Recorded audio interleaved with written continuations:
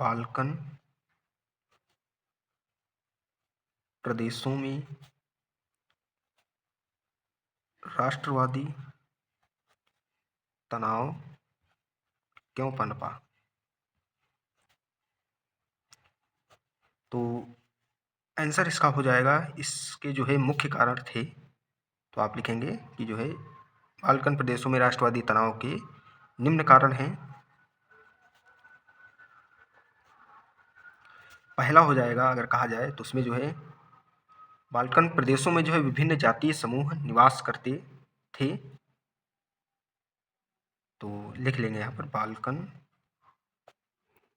प्रदेशों में विभिन्न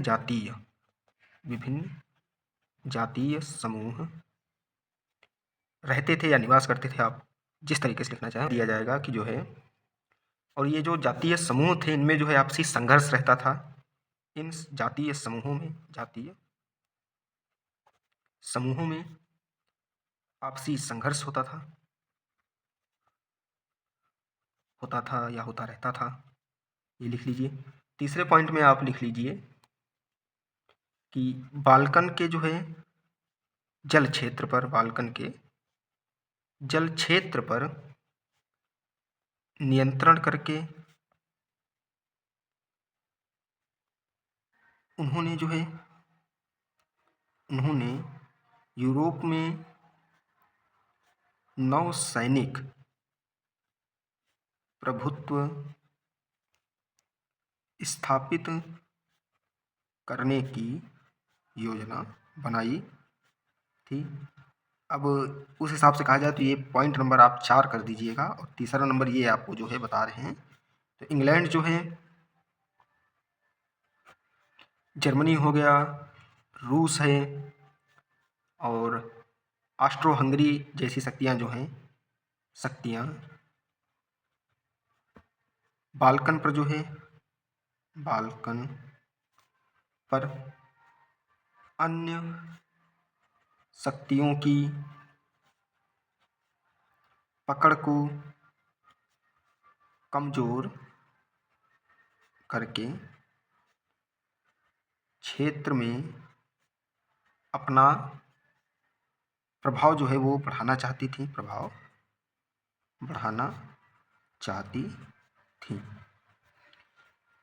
तो ये जो शक्तियाँ, ये 3 नंबर आप पॉइंट कर दीजिए, और ये 4 नंबर।